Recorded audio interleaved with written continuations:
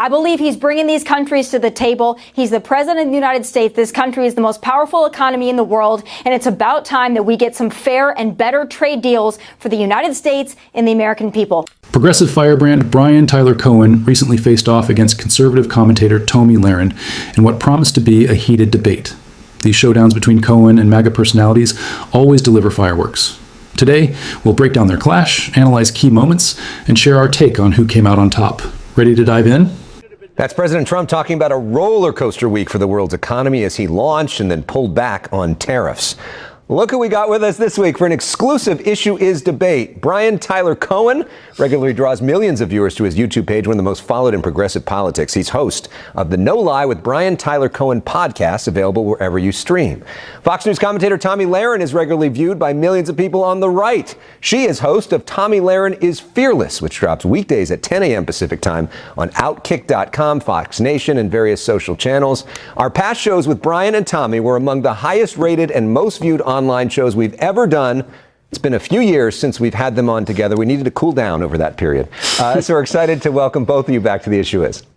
Thanks for having us. Thanks for having me. And I would just like to say the last time that I had the pleasure of talking to Tyler Cohen, President Trump was not our president. So it's a great day for me to be here with President Trump back in office, and I can't wait to get into it. Okay, well, let's begin by what President Trump did this week, Tomi. President Trump's tariffs. There is an escalating trade war going on between the U.S. and China, while the president has placed a 90-day pause on most of his reciprocal tariffs on other countries. Wall Street seemed to like that. We've seen huge swings in the stock market. Tomi, what do you think of the president's trade policy? Listen, this is the art of the deal at its best, and I understand that there was some volatility on Wall Street, and that's understandable, and I don't ever want to downplay anybody's concerns when it comes to their finances, their 401k, their retirement. I completely understand the anxiety there, but what President Trump has said, and I believe, is this is less about Wall Street and more about Main Street, and what you're also seeing is this president in action. He's managed to, in a couple of days' time, isolate China from the rest of the world, put them in their place. He's got that 90-day pause. Other countries coming to the table, 70 plus, lining up to make deals with this president. So I'm incredibly happy to see this thing play out. I understand the anxiety. I trust the process. I trust this president. And I think that we're off to the races. Brian, do you trust this president?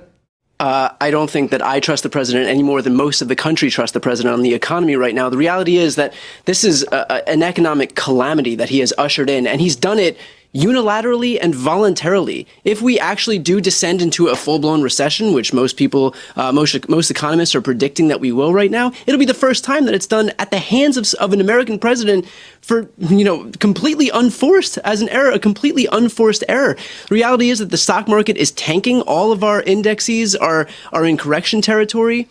If a Democratic president did this, Tomi would be apoplectic at the ruin that has been ushered in. And the only time there was some momentary reprieve in the stock market is when Donald Trump himself caved on his own policy.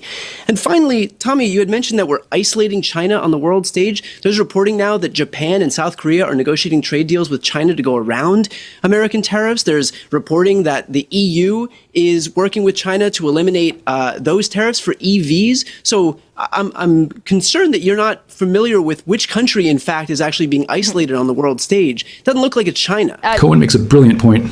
Countries are already bypassing us to cut their own deals, just like during Trump's first term, only now it'll be worse. Whether trade or military agreements, remember Obama's Iran deal that Trump destroyed? Nobody trusts America when we flip from sane leadership, Biden, Obama, to a reckless Trump every 4 years. Now about Lahren. Did anyone buy her fake excitement gushing, "What a great day with Trump back"? Seriously, comment below. Are these pundits just actors collecting paychecks? Does Lahren even believe her own act? Or is this pure character work for MAGA dollars? China needs us far more than we need China, as goes for the rest of the world. I understand the global economy, and I understand the anxiety here and the market reacting to it. But it's pretty simple. The way things were going was unsustainable. This president understands that. So that's why he was elected in many ways, for total upheaval. The Democrats are the party of the status quo. Keep everything the same, simply just grow government, have more government jobs. This president doesn't see it that way. He believes in America, and he believes in the American American people. Not only does he want to bring industry and business back to this country, good paying jobs for hardworking blue collar Americans, but he also understands that he is in a position uniquely to negotiate with the rest of the world, including China. This president is not inflexible. He said he's willing to make deals. He's welcoming these other countries to make deals. But I would say trust the American people, trust American industry, and understand that the way things have been going for the last 4+ years was not sustainable. Somebody had to do it. This president is willing to take the political risk to do it, and he believes in the process. He believes in the American people. He believes in the hardworking Americans that the Democrats would do well to understand they are hemorrhaging. Continue to go to bat for China and Wall Street. I think this president's fighting for the American people, and he's going to win big time because of it. Tomi, one of your great strengths is that you are connected to so many people in the middle of the country who are hardworking, blue-collar type people. A lot of them voted for Donald Trump because they expected prices to go down. Are you concerned that a lot of President Trump's base is now going to see their own prices go up and they can't afford that? Listen, I think we've seen from the report that not only is inflation cooling and the consumer price index has been favorable to this president. Again, the egg prices that they wanted to go down within the first day of the inauguration, those egg prices are down. Oil is down, so your gas prices are going to go down. That's going to fuel the economy in great and wonderful ways. I understand that anytime you make a dramatic transition, the markets are going to react to that. There is a nature of unpredictability. But I would say trust the process, trust this president, and you know what, Elex? If this doesn't work out in 6 months to a year, have us back on. I will eat crow. But for right now, I'm betting on the negotiator in chief.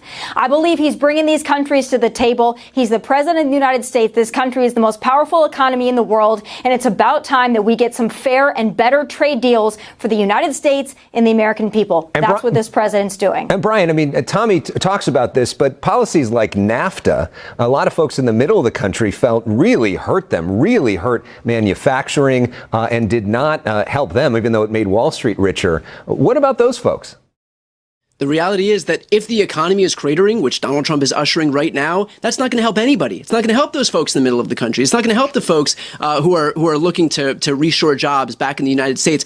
The market is looking for one thing, and that is, first of all, stability and a good faith negotiating partner. Donald Trump has proven that he is neither one of those things, which, by the way, is why foreign countries are dumping American bonds right now. And so that shows that no one is willing to invest in the United States across the world because they see that there is no stability in this country.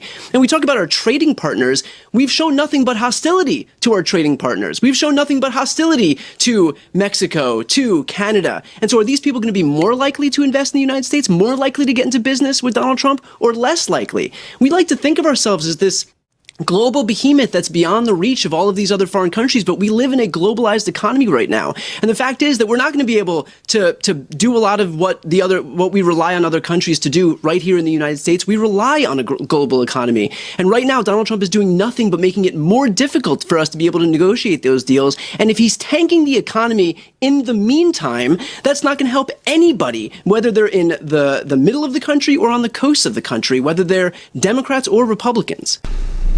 Brian Tyler Cohen drops a truth bomb about stability, or rather the terrifying lack of it under Trump. While markets scream for predictability, this administration delivers pure chaos, sending global partners running for the exits. Cohen's dead right. The world is losing faith in America by the minute. Here's the brutal reality check. Big business saw this train wreck coming but chose tax breaks over protecting our economy. Now Main Street gets wrecked while Wall Street panics. And can we talk about Laren's hypocritical champion of the working class routine? Please. Bernie Sanders has been carrying that torch for 40 years, while MAGA performers like her cheerlead policies that crush the very people they pretend to care about. So who really won this showdown? The comment section is yours. Light it up.